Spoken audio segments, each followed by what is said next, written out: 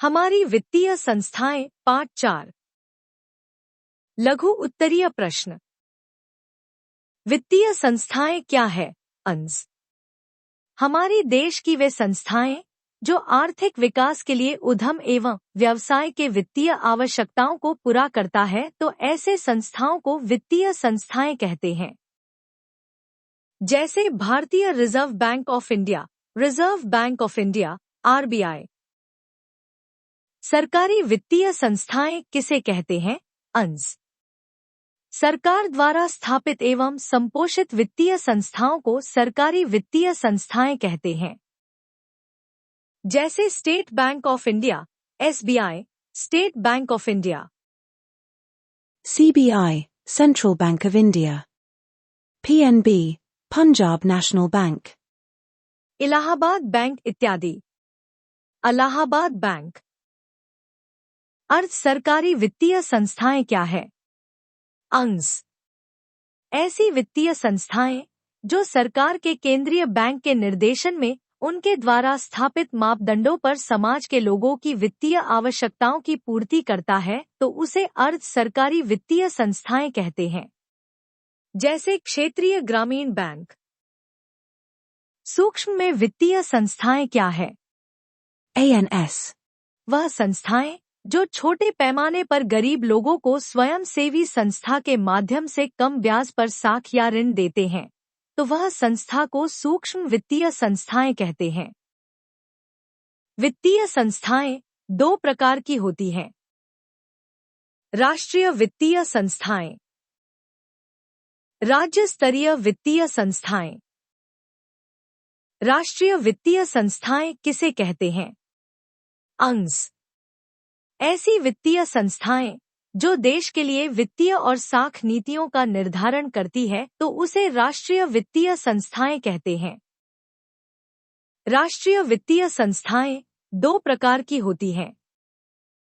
भारतीय मुद्रा बाजार, भारतीय पूंजी बाजार। भारतीय मुद्रा बाजार किसे कहते हैं? अंश।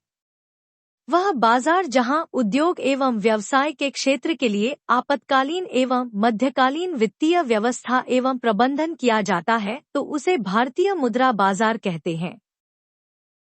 भारतीय पूंजी बाजार किसे कहते हैं? अंश।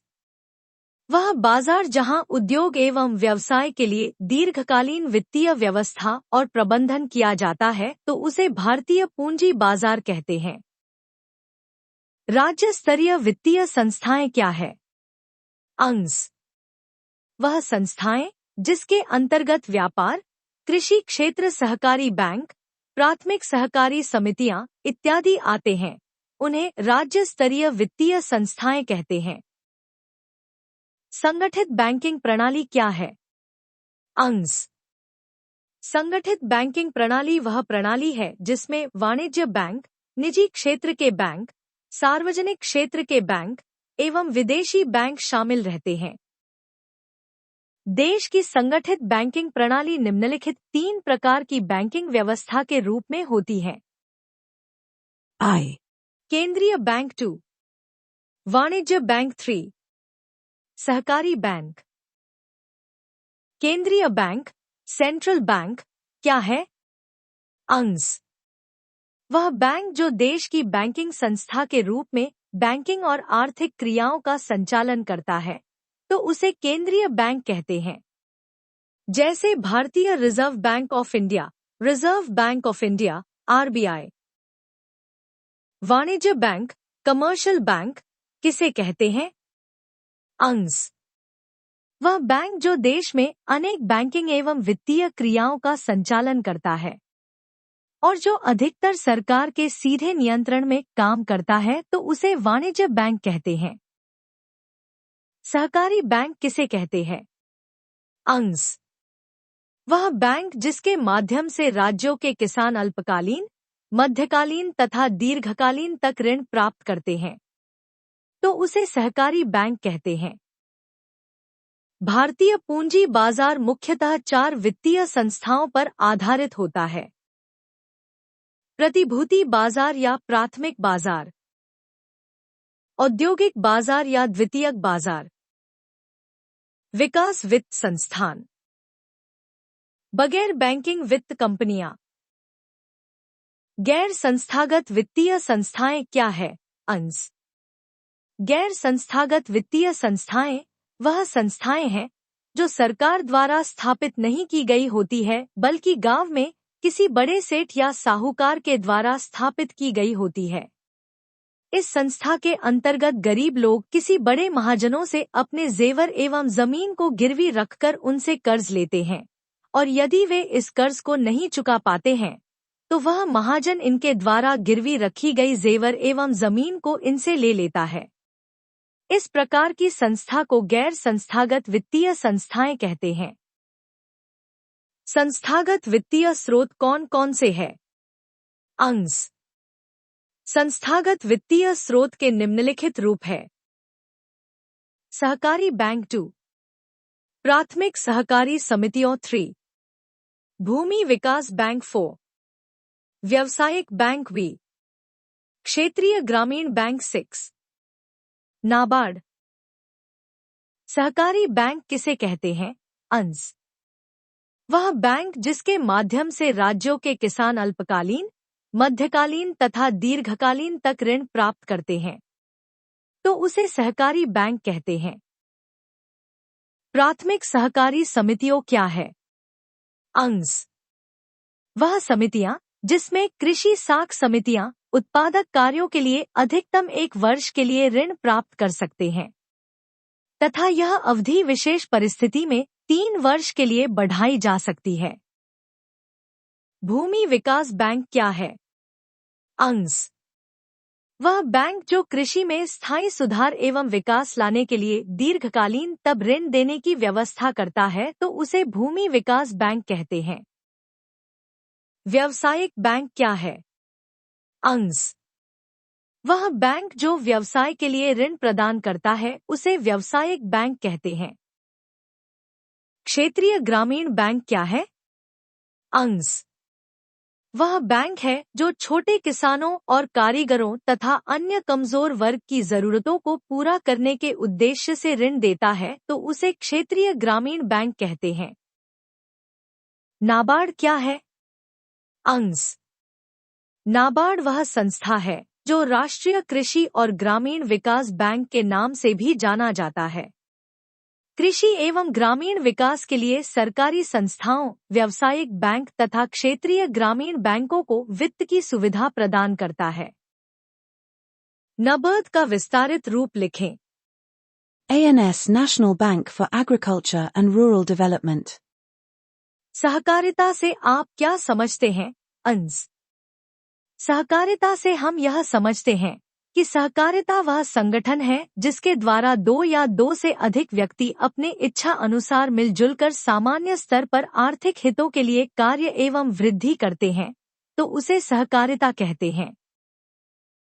राज्य के वित्तीय संस्थान को कितने भागों में बांटा जाता है? संक्षिप्त वर्णन करें। अंश। राज्य के वित्तीय संस्थान को 3 भागों में बांटा जाता है। सरकारी वित्तीय संस्थाएं सरकार द्वारा स्थापित एवं संपोषित वित्तीय संस्थाओं को सरकारी वित्तीय संस्थाएं कहते हैं। अर्ध सरकारी वित्तीय संस्थाएं ऐसी वित्तीय संस्थाएं जो सरकार के केंद्रीय बैंक के निर्देशन में उनके द्वारा स्थापित मापदंडों पर समाज के लोगों की वित्तीय आवश्यकताओं की पूर्ति करता है, तो उसे अर्ध सरकारी वित्तीय संस्थाएं कहते हैं। जैसे क्षेत्रीय ग्रामीण बैंक। सूक्ष्म में वित्तीय संस्थाएं वह संस्थाएं जो छोटे पैमाने पर गरीब लोगों को स्वयंसेवी संस्था के माध्यम से कम ब्याज पर साख या ऋण देते हैं, तो वह संस्था को सूक्ष्म वित्तीय संस्थाएं कहते हैं। स्वयं सहायता समूह सेल्फ हेल्प ग्रुप क्या है? अंश। स्वयं सहायता समूह वह समूह है जिसमें ग्रामीण क्षेत्र के 15 या 20 व्यक्ति शामिल होते हैं, जो अपनी बचत तथा बैंकों से लघु ऋण लेकर अपने सदस्यों के पारिवारिक जरूरतों को पूरा करते हैं और विकास गतिविधियां चलाकर गांव का विकास करते हैं। इस समूह में केवल महिलाओं को शामिल किया जाता है। स्वयं सहायता समूह से गांव, कस्बा या जिला का विकास होता है। सामान्य उपयोगिता शीर्षक के अधीन बैंक क्या करते हैं? अंश। सामान्य उपयोगिता से शीर्षक के अधीन बैंक निम्नलिखित कार्य करते हैं। इस शीर्षक के अंतर्गत बैंक यात्री चेक एवं साख प्रमाण पत्र जारी करते हैं। इस शीर्षक के अंतर्गत बैंक लॉकर की सुविधा, एटीएम की सुविधा, क्रेडिट कार्ड की सुविधा करते हैं। इस शीर्षक के अंतर्गत बैंक व्यापारिक सूचनाओं एवं आंकड़ों का एकीकरण करते हैं। किसानों को साख अथवा ऋण की आवश्यकता क्यों होती है? अंश। किसानों को एवं ऋण की आवश्यकता निम्न कारण से पड़ती है। किसानों को उनके उत्पाद का उचित मूल्य नहीं मिल पाता है, जिसके कारण किसानों को ऋण की आवश्यकता पड़ती है। उत्पादन की पर्याप्त मात्रा नहीं होने के कारण किसानों को ऋण की आवश्यकता पड़ती है। मौसम आदि की मार से किसानों की जिंदगी बदतर होती जाती है, जिसके फलस्वरूप किसान अपनी लागतों के लिए ऋण लिया करते हैं। इन सब के बावजूद कभी कभी तो मौसम के कारण किसानों की पूरी पूंजी ही रुक जाती है, जिसके कारण उन्हें बैंकों से ऋण लेना पड़ता है।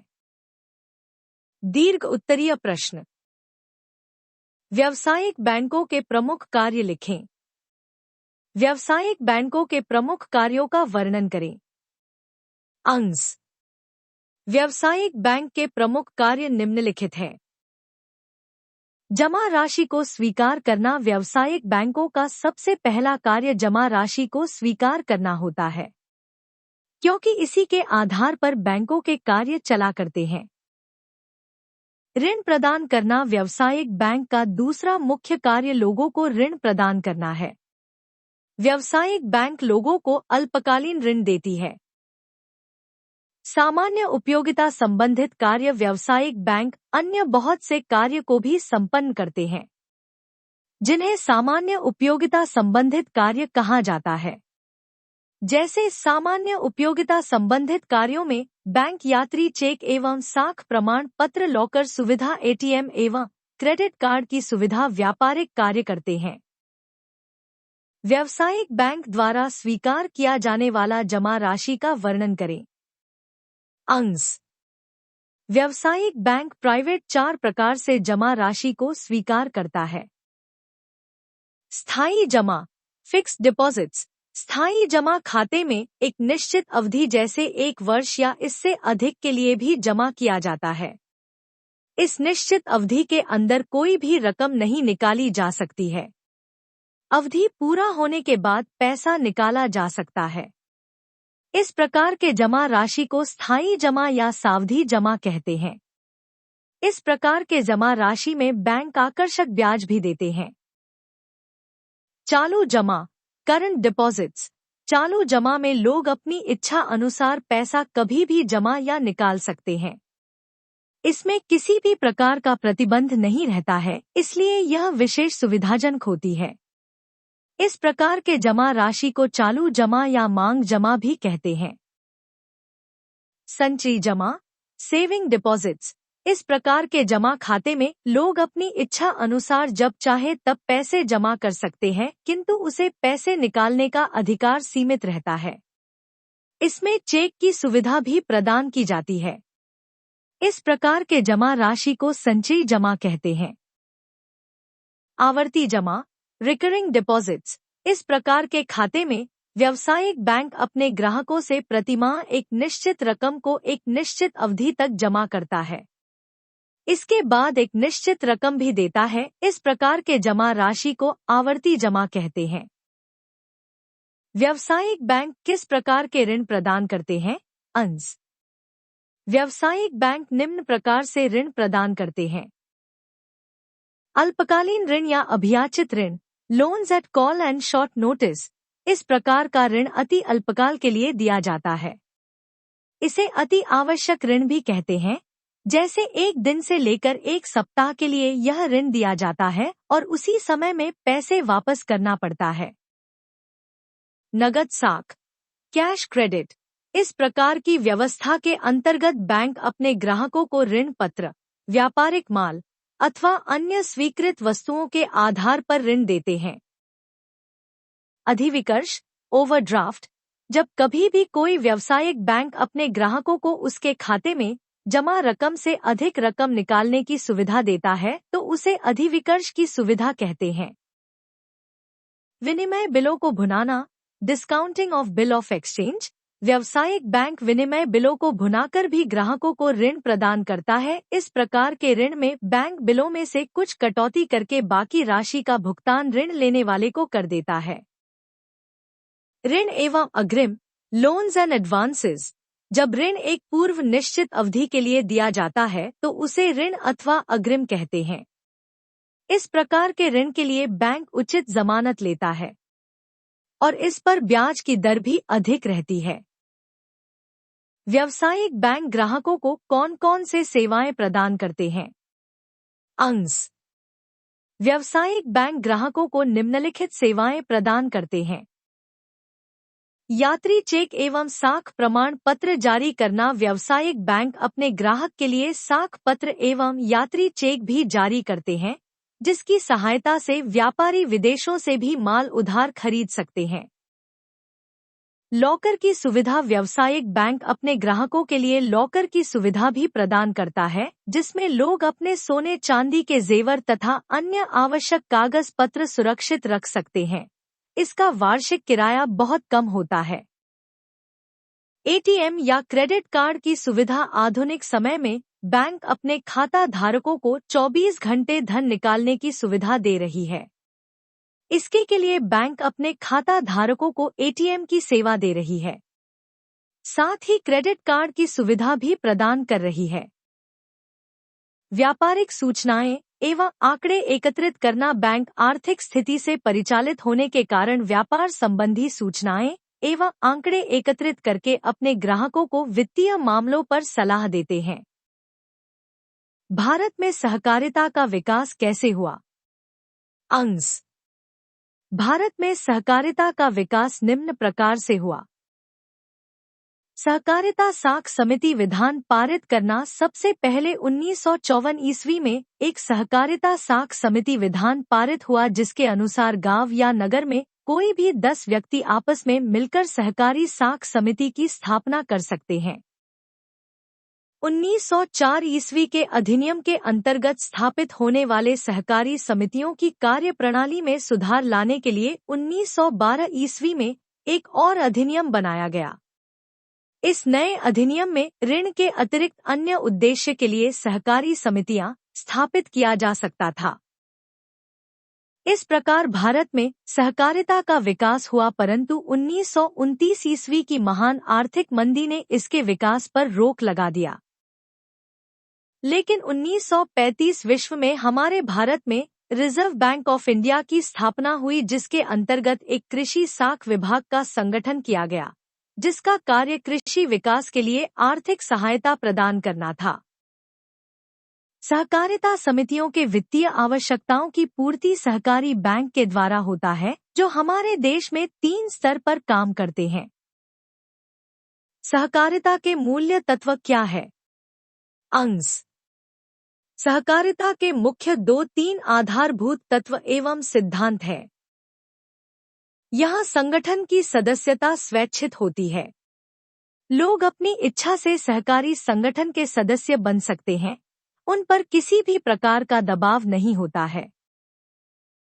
सहकारिता का प्रबंध एवं संचालन जनतंत्र पर आधारित होता है, इसलिए इसके सदस्यों के बीच पूंजी, हैसियत अथवा किसी अन्य प्रकार का कोई भेदभाव नहीं किया जाता है। वे एक दूसरे के बराबर समझे जाते हैं और सबको एक जैसा अधिकार एवं अवसर मिलता है। सहकारिता के आर्थिक उद्देश्यों में नैतिक और सामाजिक तत्व भी शामिल रहते हैं। यह केवल आर्थिक लाभ कमाने के लिए नहीं, बल्कि नैतिक और सामाजिक लाभ के लिए कार्य करता है। राज्य के विकास में सहकारिता की भूमिका का वर्णन करें। अंश।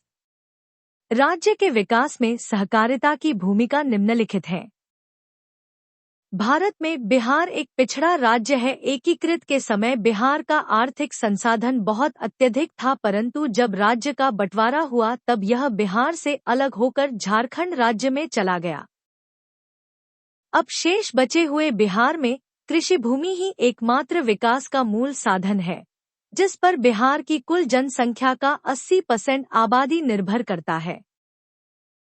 यहाँ की खेती भी मानसून पर आधारित है, अतः खेती में निवेश करना एक जुए के समान माना जाता है।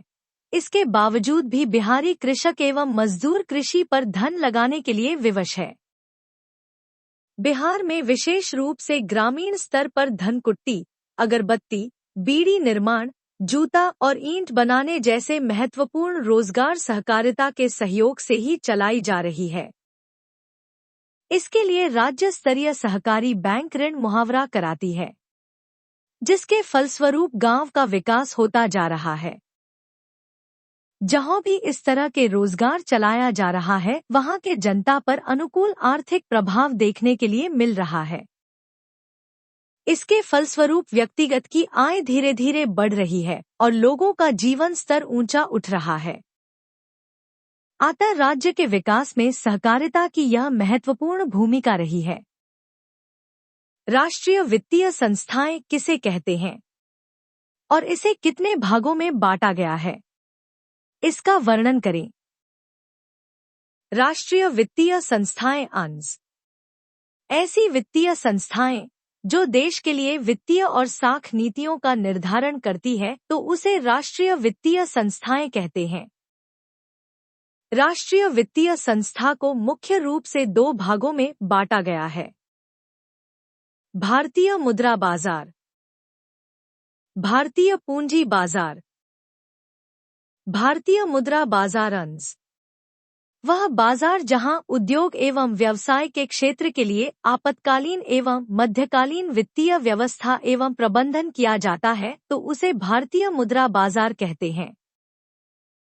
भारतीय पूंजी बाजार अंश वह बाजार जहां उद्योग एवं व्यवसाय के लिए दीर्घकालीन वित्तीय व्यवस्था और प्रबंधन किया जाता है, तो उसे भारतीय पूंजी बाजार कहते हैं।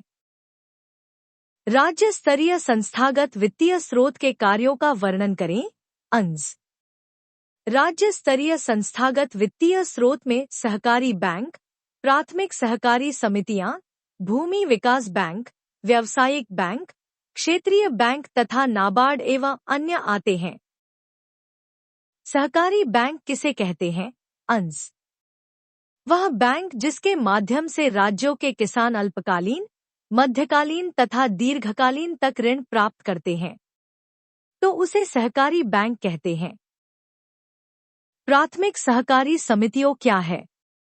अंश वह समितियां जिसमें कृषि साख समितियां उत्पादक कार्यों के लिए अधिकतम 1 वर्ष के लिए ऋण प्राप्त कर सकते हैं तथा यह अवधि विशेष परिस्थिति में 3 वर्ष के लिए बढ़ाई जा सकती है।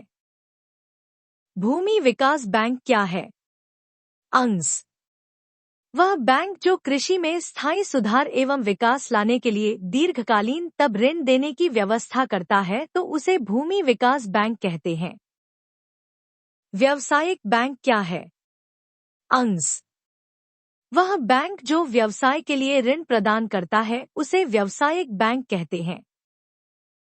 क्षेत्रीय ग्रामीण बैंक क्या है? अंश वह बैंक है जो छोटे किसानों और कारीगरों तथा अन्य कमजोर वर्ग की जरूरतों को पूरा करने के उद्देश्य से ऋण देता है, तो उसे क्षेत्रीय ग्रामीण बैंक कहते हैं। नाबार्ड क्या है? अंश नाबार्ड वह संस्था है जो राष्ट्रीय कृषि और ग्रामीण विकास बैंक के नाम से भी जाना जाता है। कृषि एवं ग्रामीण विकास के लिए सरकारी संस्थाओं, व्यावसायिक बैंक तथा क्षेत्रीय ग्रामीण बैंकों को वित्त की सुविधा प्रदान करता है। गैर सरकारी संस्था किस प्रकार की सेवा क्षेत्र के विकास को सहयोग करता है? उदाहरण के साथ लिखें। अंश गैर सरकारी संस्था निम्न प्रकार से सेवा क्षेत्र के विकास को सहयोग करता है। सरकारी योजनाओं का जिम्मा सरकार गैर सरकारी संस्थाओं को भी देते हैं। गैर सरकारी संस्थाएं इन्हें कुशल पूर्वक कहीं अधिक बेहतर ढंग से लोगों तक पहुंचा देती है। लोग स्वयं भी अपने प्रयास से इन योजनाओं को लागू करने में सहयोग करते हैं और सेवा क्षेत्र के विकास में सहयोग करते हैं।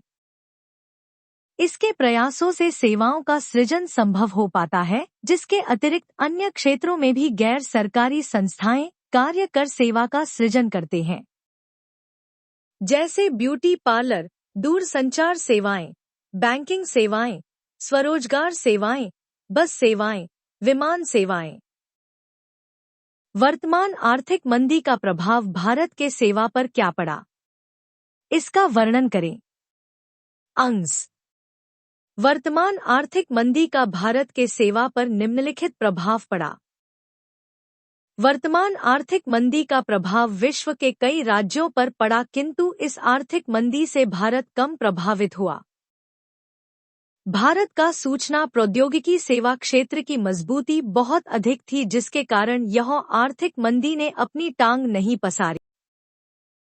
भारत की पूंजी बाजार इतना मजबूत है कि आर्थिक मंदी का असर भारत पर नहीं पड़ा।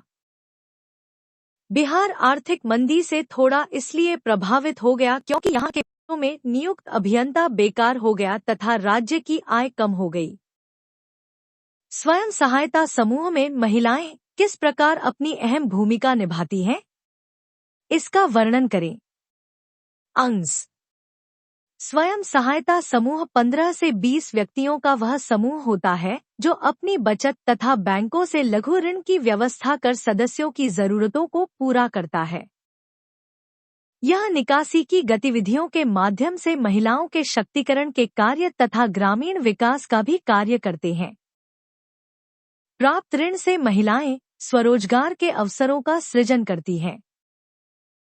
प्राप्त ऋण का उपयोग करके महिलाएं गिरवी जमीन छुड़वाने तथा बीज, खाद, बांस तथा कपड़े आदि खरीदने, घर बनवाने, सिलाई मशीन खरीदने इत्यादि जैसे कार्य करती हैं, जहां वह तरह तरह के सामाजिक मुद्दे जैसे स्वास्थ्य, पोषण, घरेलू हिंसा इत्यादि पर चर्चा कर पाती हैं। इस प्रकार स्वयं सहायता समूह कर्जदारों को ऋणधार की कमी की समस्या से उबारने में मदद करते हैं। इस प्रकार यह समूह महिलाओं को आर्थिक रूप से शक्ति प्रदान करता है। चाकर एवं सेवाएं